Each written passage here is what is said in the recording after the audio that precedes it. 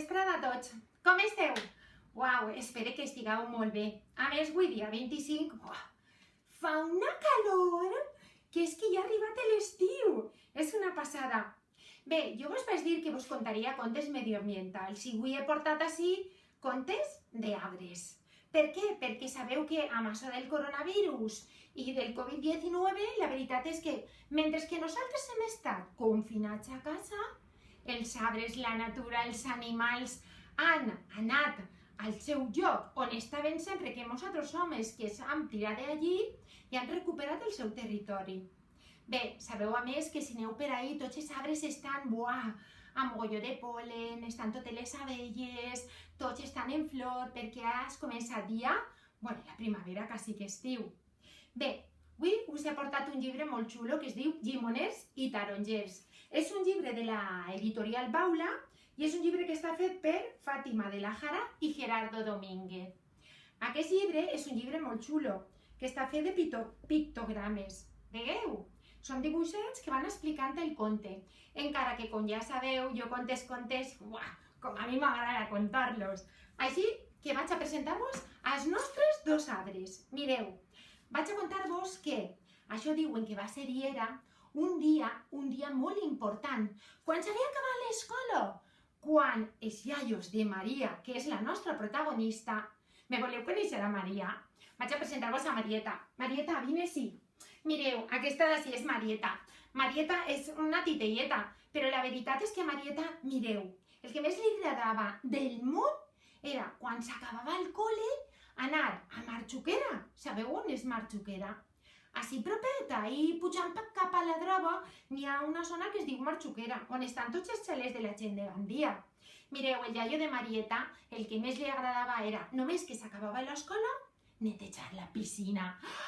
Netejava la piscina. I aquest dia, que era un diumenge, clar, fent una gran festa que es deia la festa de la paella. Sí, però heu de saber que la paella valenciana és nostra. Encara que de Gandia és la fideuà, aquesta xiqueta ho celebrava en una paella. Mireu, vaig a contar-vos que a l'hort del iaio de Marieta, que li diuen el tio Pep, estava tot ple de... Això sabeu el que és? Què cregueu que és? Mireu, jo vos ho he dit així. Això d'ací és un arbre de què? Això són... Què és això? Què són? Són llimes. És un arbre de llimes, que es diu llimoner. Però és que la meitat de l'hort estava plantada de llimoners, però l'altra meitat de l'hort estava plantada de què? Això què són? No, caquis no. No són caquis. A veure, que de quin color són? Heu de saber-ho. Clar, valencià de pura cepa. Això són taronges. Mireu, així tenim les nostres taronges. Bé, i com podeu veure, era un taronger. Bé, la veritat és que l'hort era la meitat de llimes i la meitat de tarongers. I sempre estaven enfadats. Sí, perquè és que mai es portaven bé. Mireu, la llima estava tot el dia dient-li als tarongers: ai, tu saps que tu no serveixes per a res. Encara que sigues tan bonica, tan redona, de color taronja, has de saber que el més important del món són les llimes. Sí, perquè és que totes les mamis del món, quan a un xiquet li fa mal la gola, el que fan és fer-li un bon suc de llima amb unes gotetes de mel i en seguida es passa el constipat. Sí. Aleshores tu no importes a ningú. Mireu, el taronger estava superenfadat i li dia: però tu de què vas? Tu què t'has pensat? No. Per què es diuen les taronges de València? No es diuen les llimes de València. Es diuen les taronges de València perquè les taronges són molt importants. Sí, perquè totes les mamis del món, de bon matí per el desdejuni dels xiquets, fan un bon suc de taronja abans d'anar a l'escola. Que sí? Que les mamis fan un suc de taronja? Clar, és que és molt bona.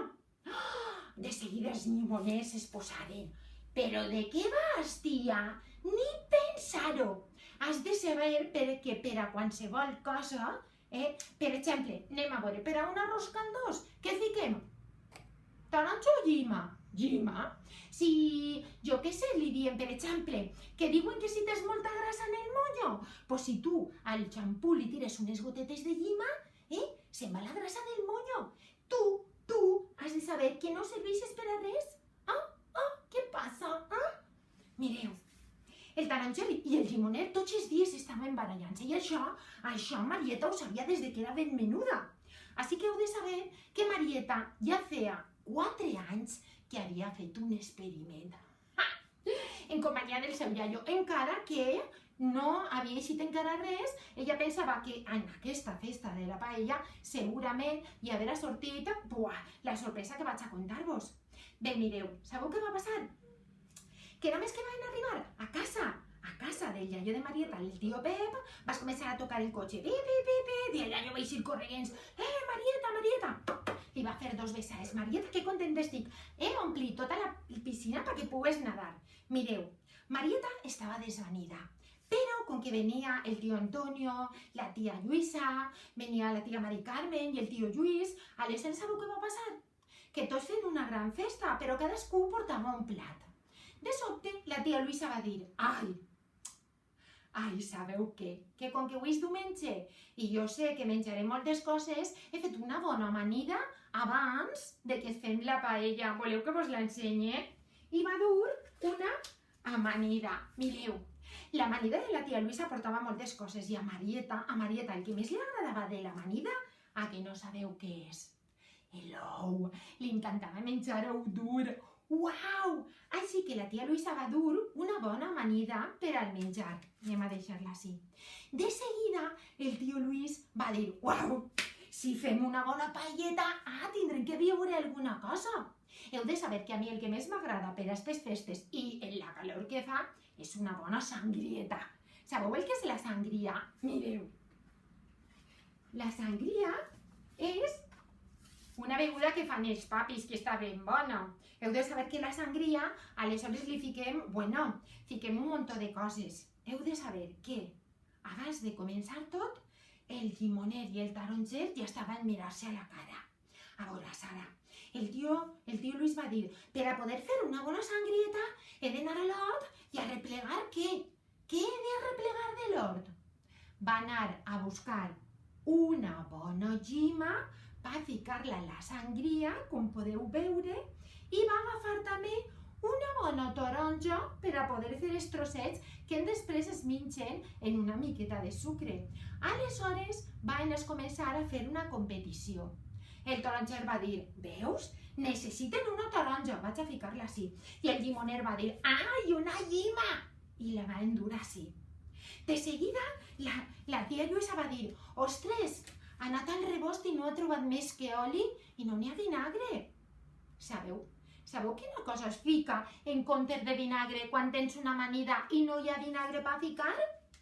Clar, no ho sabíeu? Es fiquen llima, un suquet de llima per a poder condimentar aquesta amanida. Aleshores el llimoner va dir, jo, una altra llima pel llimoner. De seguida vas començar a burlar-se. Veus com jo soc més important? La taronja estava superenfadada. Aleshores veuràs com jo guanye, perquè de segur que fas falta més taronges que llimes. Mireu, la tia Mari Carmen va dir, sabeu què? Que avui justet he anat al port i en la lonja he comprat unes gambes que estan boníssimes per a posar a la paella. Mireu, aquestes són les nostres gambes. Uau, estaven tots xuplats els dits quan uno va dir, ai, jo podia menjar-me una gambeta ara que ja està fregideta, encara que siga un mosset, la que em toca en la paella, després no me la poseu i au. Però heu de saber que els papis el que més els agrada és trencar-li el cap a la gambeta i què li fiquem a dins de la gambeta per a poder xuplar-la? Li fiquem una miqueta de llima. De sobte la llimera va dir, uau, estic guanyant una altra llima, i la va ficar al seu lloc. El taronger estava superpreocupat pensant, ostres, ara em guanyarà, ara què faré? I si em guanya? No té vergonya. De tota la vida les taronges han sigut les guanyadores. Mireu, de seguida el tio Antonio va dir, uau, tu has anat a l'Alonja, sí, però jo he anat ahir a Pescados Piera i he comprat una cosa que està boníssima. Vaig a veure si la trobo i vosaltres em digueu el nom. Bé, va anar i va comprar això d'ací. A veure, qui sap això el que és? Ah, mireu, això què és? No són unes castanyoles. Com tenen que ser unes castanyoles? No, això són mejillons. Sí, heu de saber que els mejillons estan boníssims, també es fiquen molt a la paella. Però per a menjar-nos els mejillons, moltes vegades els fem cuits, els obrim, i què és el que tirem per a després xuplar-nos el mejilló? Li tirem un suc de llima. Oh! Mare de Déu! El nostre llimoner estava desvanit. Una altra llima. Oh! La taronja estava superenfadada. Això no pot ser. Estic superenfadada. Ara quan vinga el postre veuràs. Mireu. De seguida la nostra Marieta estava pensant, sí, molt guai, les gambes, les clògines, la sangria, que jo no puc menjar perquè això porta whisky.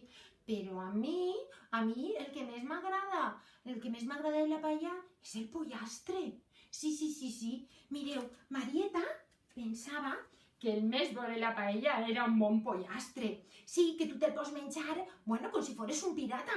Agafes així el muslet i te'l menges. Però va arribar el moment de que ja s'havia fet la paella. Una vegada la paella estava feta, heu de saber que el que més agrada als xiquets de la paella... Què és el que més agrada als xiquets de la paella? No podeu dir-me que són les gambes o les clògines i moltes vegades les verdures tampoc. El que va passar és que Marieta va dir, uau, a mi el que més m'agrada de la paella és l'arrocito. Sí, perquè l'arrocito està superbo. I a més m'agrada l'arrocito sense res, sense verdures, sense pebre roig, sense faves. Jo vull l'arrocito sense res. Però clar, la mare de Marieta va dir, vale, jo vaig a posar-te arrocito, però què més vols? I Marieta va dir, clar, una miqueta de llima. Una miqueta de llima, havia dit. Oh! Mare de Déu, van agafar una altra llima per a posar-la així. Oh! El llimoner estava desvanit. Va dir, has vist com tu no serveixes per res? Oh! El taronger estava superagobiat, ja no sabia si plorar. I va dir, no m'ho puc creure, de veres. Aleshores, de sobte, la mami de Marieta va dir, i sabeu què? Que a més, per a poder fer el postre, he fet un bon flan de taronja. Uau! El taronger estava desvanit i va dir, veus? Mira, agafa una taronja. Mireu, hem d'agafar una taronja i posar-la així. Però, encara que havíem fet tot el dinar, heu de tindre en compte que tenim 4 llimes i 2 taronges. Mare de Déu, estaven superenfadats. Tan enfadats que a la llimonera van començar a caure-li les llimes. La taronja va començar a llançar-li taronges al llimoner. Mireu, en tot això, Marieta, que havia estat tranquil·lament mirant com estaven tot el rato barallant-se, va dir, esteu tranquils, perquè a partir d'ara ja no aneu a barallar-se més. Heu de saber que fa 4 anys vaig fer un experiment amb el meu iaio. Marieta havia fet una cosa molt curiosa. Mireu, Marieta va agafar una rama d'un taronger i una rama d'un llimoner i les havia empeltat. Empeltar-les és que fas un tallet i un altre tallet i les juntes i les poses en una maceta. El iaio de Marieta, que era agricultor, li va dir, mira, si empeltem un trosset de llimonera en un taronger o al contrari, i serà una nova fruita. Heu de saber que Marieta estava desvanida perquè havia aconseguit fer una fruita nova. I jo vos pregunto, si això és una llima i això és una taronja, quina fruita naix de juntar una llima i una taronja? Heu de saber-ho. No?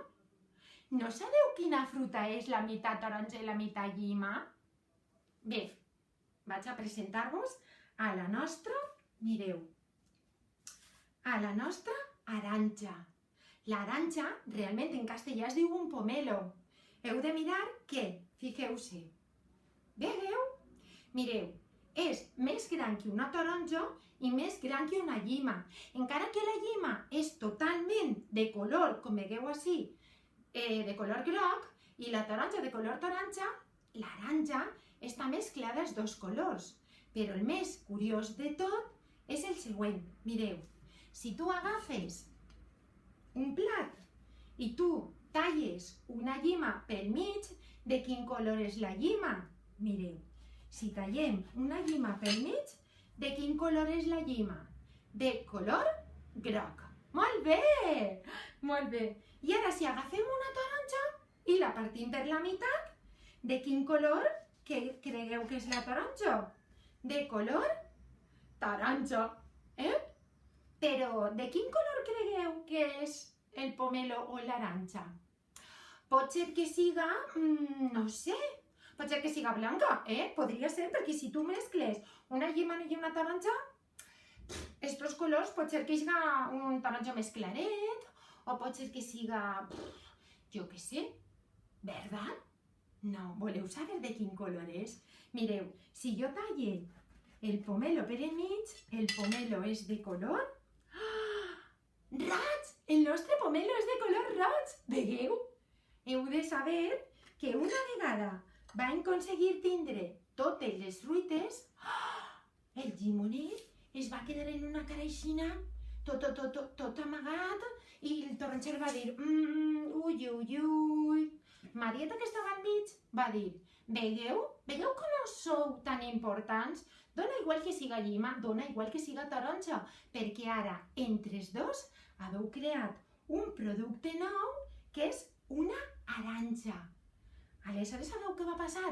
Mireu, estaven tan feliços d'haver aconseguit entre els dos juntar-se i fer una fruita nova que es van reconciliar i mai més en la vida van tornar a fer aquesta ridícula competició de qui era millor, si les taronges o les llimes. I conte contat, ja s'ha acabat. Us ha agradat? Ai, espero que vos hagi agradat molt. Bé, vaig a llevar tot això d'ací i així puc contar-vos el nou conte que tinc preparat. Bé, mireu, ara sí que espero que mengeu molta llima i molta taronja. I heu de saber que l'aranja, encara que estigui molt bona, ja que posar-li una miqueta de sucre, està perfecta. Bé, ara vaig a contar-vos aquest conte d'ací que es diu L'Olivera. És de la mateixa editorial, de l'editorial Baula, però aquest llibre està fet per Fàtima de la Jara i Gerardo Domínguez, igual que l'altre. És un conte molt xulo, també amb pictogrames. Però anem a contar el nostre conte com jo sé contar-lo.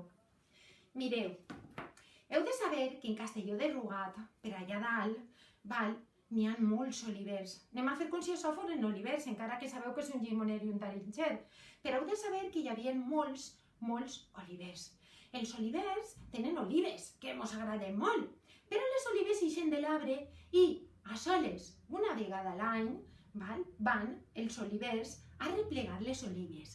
Les olives no s'arrepleguen així com les taronges, no. Has de posar una tela baix i en una vara van pegant-li fins que li cauen totes les olives, perquè com que les olives són menudetes, han d'arreplegar-se com aquell que diu a mà. Bé, mireu, enmig d'aquest hort on estava tot ple d'oliveres grans, havia nascut un oliveret menudet. El nostre oliveret estava desvanit. Mireu, el que més desitjava en este món és aconseguir arribar al dia en el que l'oliver poguera replegar les seues olives. Es passava tot el dia pensant, uau, que guai, mira, quan agafen les meues olives, el que jo més desitge és que a les meues olives les facin xacades i aconseguisquen fer una bona botella d'oli. Una botella d'oli en la que a més puguen fer uns bons espaguetis. Uau! Se li feia la boca àvia.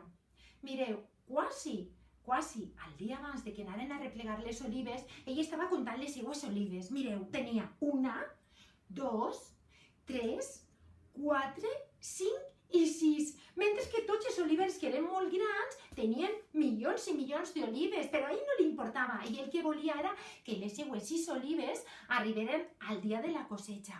Què va passar? Mireu, aquella nit estaven tots molt nerviosos perquè els endemà anaven a llevar-les les olives i el nostre Bret estava més nerviós que ningú. Ai, demà serà el gran dia en el que em convertiré en una botella d'oli i en la botella d'oli faran un gran plat d'espaguetis per als xiquets. Uau, estic desvanit. I sabeu què va passar? Que només que vas començar a caure la nit, vas començar a fer una miqueta de vent. Vas començar a bufar el vent. Mireu, el nostre Bret estava titiritant perquè no sabia què fer. Estava tot el rato menejant-se i el vent bufava. De sobte, un dels arbres li va dir al menudet: Oliveret, Oliveret, estàs tremolant. Ai, és que no vull que em caiguen les olives. És que necessita que les olives estiguen bones perquè demà vindran a emportar-se-les i jo ne tinc 6 olives. Aleshores, l'arbre li va dir: mira, saps què? Vaig a ficar-te una bona bufanda, i així estaràs abrigaet. I a més, si ve el vent, bueno, tu tens que tindre molta cura de les teues olives. Mireu, el vent no parava. Què va succeir? Pues va succeir que en una d'estes brancaes, que tots els arbres estaven tremolant, li van caure, pam, 1, 2 i 3 olives. El nostre arbre estava superpreocupat. Ai, mireu, les meues olives en terra. Ara només tinc 2 olives. I només fa aire tot el rato. Ara què faré? Jo necessito que aquestes olives estiguen aixina i que no caiguen. Però clar, el vent no parava. Sabeu què va passar? Mireu, quan més preocupat estava que no podia parar, de sobte el vent va parar. Vas començar a caure 3 o 4 gotetes i allà, dalt de la muntanya, que ja vos he dit de Castelló de Rugat, va sortir un gran, a veure si sabeu què és el que surt, quan ix el sol, i de sobte va sortir un gran arc de Sant Martí. L'arc de Sant Martí, quan va eixir, heu de saber que, mireu, quan estava... Vaig a ficar-lo així. A veure si se mos aguanta. No. Bé, quan estava l'arc de Sant Martí dalt de tot, el pobret estava ficant-se en que no li caigueren les olives. I de sobte sabeu què va passar? Va sentir com uns braços, vaig a ficar-me això, mireu, uns braços de l'arcoiris grans, van sortir de no se sap ni quin lloc, per anar a espaiet i agafar-li les seues 3 olives. L'arbret estava molt esglaiat i va dir: es pot saber qui eres? Mireu, les mans havien sortit del nostre arc de Sant Martí. L'arc de Sant Martí li va dir al nostre arbret: mira, arbret, jo sóc l'arc de Sant Martí, sóc la mare natura i he vingut ací perquè tu m'has cridat. L'arbre li va dir: no, jo no he cridat a ningú. Sí, tu m'has cridat a mi perquè estaves dient que per favor no el caigueren les teues olives. Jo he vist que el quedaven 3 i és el teu desig que jo estic ací. Sabeu què va passar? Que l'arc de Sant Martí va estar en lo alt de tot fins que de bon matí, quan l'arc de Sant Martí se'n va anar, l'arbre tenia les seues olivetes perquè l'arc havia estat aguantant-li-les tota la nit. De bon matí, només que va sortir el sol, heu de saber que van arribar les colles dels homes que arreplegaven les olives. Estava tan content de que per fi anaren a llevar-li les seues olives per a fer la seua botella d'oli d'oliva i a més poder cuinar un gran plat d'espaguetis que estava desvanit. Quan va vindre l'amo i vas començar a pegar-li al tronquet, les altres 3 olivetes li van caure dins de la tela que es van portar el seu llaurador. I heu de saber que l'arbre estava tan content i agraït de que l'arc de Sant Martí i la mare natura havien protegit les seues olives fins al pròxim any, on tornarien i pot ser que com ja anava a ser més gran, tindrà moltes més olives. Així que, conte contat, ja s'ha acabat. Vos ha agradat? Ai! Bé, espero que us hagin agradat aquests contes que ja vos he dit que eren medioambientals. Hem de cuidar la natura. I bueno, vull agrair a les biblioteques de Gandia que mitjançant aquest canal de YouTube pugueu veure tots aquests contes, que ja no ens queda res per a tornar-nos a juntar, però heu de saber que fins que puguem tornar a la Bíblia a fer els contes allí, aleshores podeu gaudir de totes aquestes activitats. Bé, vos deixo. Au! Adeu!